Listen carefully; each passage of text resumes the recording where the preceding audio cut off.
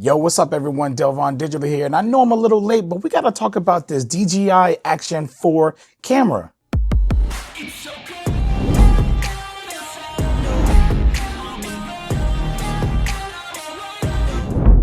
First thing I wanna say is that this is my first ever action GoPro-ish type camera.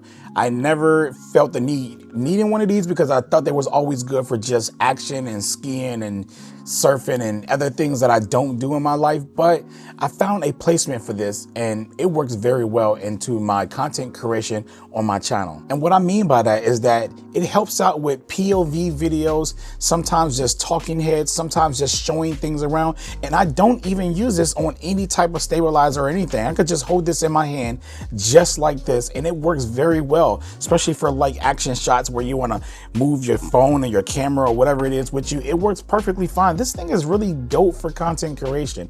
Now listen, I do want to show you my settings that I do use. It's the same settings that I use on my DJI Pocket 3 as well as my DJI Flip drone. All of that is in the same settings no matter what it is, because I shoot D-Log and I color grade and stuff like that. So this right here, you know, same settings as everything else. So C1, C all. Now, what I do want to talk about that other people really don't talk about is just how this is kind of like used in my content creation, besides like my POV videos or any product type shots and stuff like that I do or whatever like that for that matter.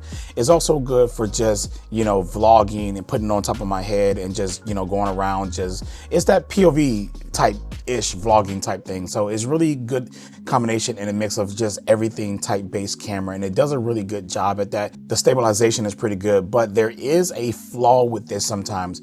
When you mount it to your chest or you mount it to your head or stuff like that, it actually sometimes have like this shake to the footage or whatever like that. So that's not something I was able to fix in post. Now I do enjoy like mounting this to my car. I have a magnet that I can mount it to my car to get some really cool car shots. And I don't mind taking this in the water, and I don't mind, you know, dropping this. I don't mind hanging this over a ledge or anything for that matter, because the durability of this is pretty good and I have a lot more confidence in this. So this is used in more rugged environments, especially like today is raining outside and I need to get some footage done.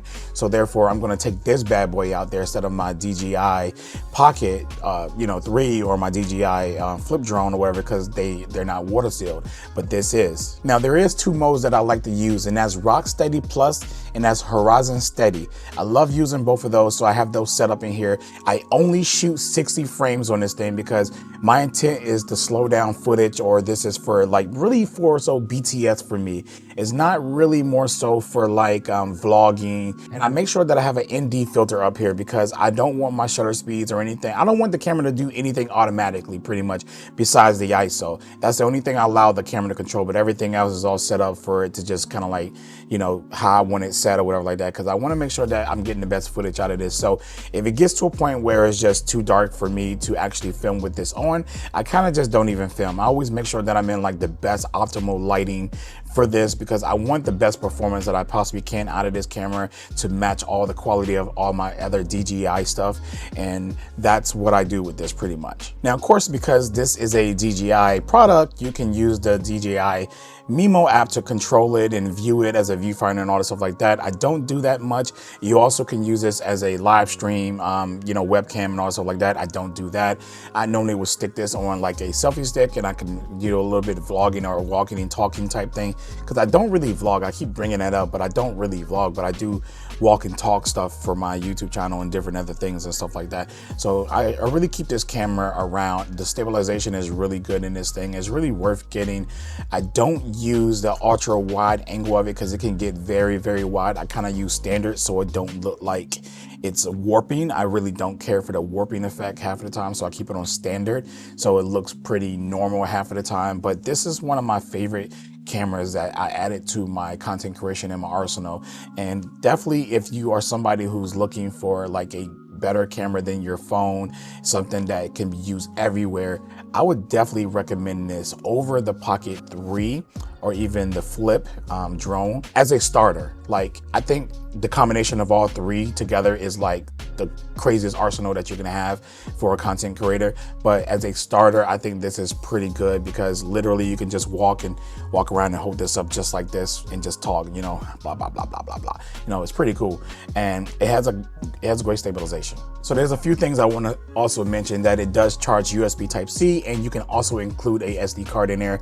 I have a 512 one in there. You can, I think they say you can do up to a terabyte. I don't feel like I need that much footage because there's like a quick button up here that I use a lot consistently. It's like the quick launch. So basically when you just tap this, like as soon as you tap it, it's going to turn on and then it's going to start recording. And that's instantly what I do pretty much when I know I'm about to record something. So right now it's recording you guys right now. And then when I hit it again, it's just going to turn off. It's going to do a little countdown and let me know that it's turned off. So I've never really hold the button down over here to actually turn on the camera to do anything. It's just really just a quick record button right here at the top, comes on, and there you go, it's recording. And then I click it again and I just turn it off and does a little countdown. That's pretty much it. Now, one thing that I did do is buy a bunch of magnetic mounts to mount all of my stuff.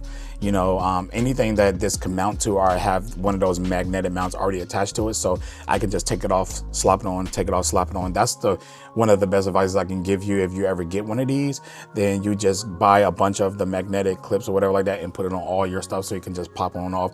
Because the one thing that you don't want to do is have to keep on screwing to swap it and screwing and swapping, screwing on, swapping. So just, it's like a hot swap. Pop it off, put it on, pop it off, put it on, pop it off, put it on. Simple. Now I know this is kind of crazy, kind of dropping a review on the 4 when the 5 just dropped or whatever like that, but this is what I have, this is what I love, this is what I use, and I don't have any intent on upgrading right now at the moment. But I just want to let you know, if you have any plans of getting some type of action camera, that this one would be a good start. I love the size of the sensor, I love the image quality, I love D-Log, and if you already own DJI stuff, then this would just fit right into that arsenal of equipment that you do have. Anyways, if you found this video helpful, please hit that like, share, and subscribe button, and please come back, and I'll catch you in the next video. Peace.